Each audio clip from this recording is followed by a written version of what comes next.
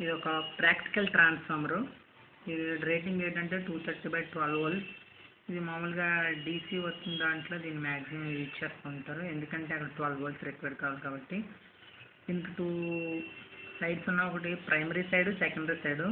నేను ఈ ఎక్స్పెరిమెంట్ ద్వారా చెప్పబోయేది ఏంటంటే, ఒక ట్రాన్స్ఫార్మరు పల్సేట్ డీసీలో వర్క్ అవ్వదు, అది కామన్. కానీ పల్సేటింగ్ డీసీ ఇస్తే ట్రాన్స్ఫార్మర్ అవుట్పుట్ ఇవ్వగలదని ఈ ప్రొసీజర్ ద్వారా నేను చూపించబోతున్నాను. దీనికి నేను చేసింది ఏంటంటే, సెకండరీ సైడ్ ఒక ఎల్ఈడీని కనెక్ట్ చేశాను. చూడండి ఫ్రెండ్స్, దీనికి ఒక ఎల్ఈడీ కనెక్ట్ చేశాను. ప్రైమరీని ఎంప్టీగా వదిలేశాను.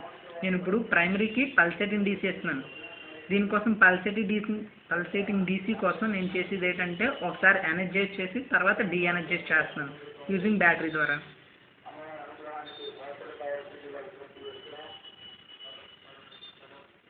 చూడండి ఫ్రెండ్స్, ఒకసారి కనెక్ట్ చేసి ఒకసారి డిస్కనెక్ట్ చేయడం వల్ల అది పల్సేటింగ్ డీసీగా మనకి వేవ్ ఫామ్లో చూపిస్తుంది.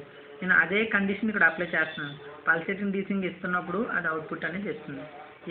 ఈ ప్రాసెస్ ద్వారా ఒక ట్రాన్స్ఫార్మరు పల్సేటింగ్ డీసీని స్టెప్ అప్ స్టెప్ డౌన్ చేయగలదని నేను నిరూపించాను. Thank you friends.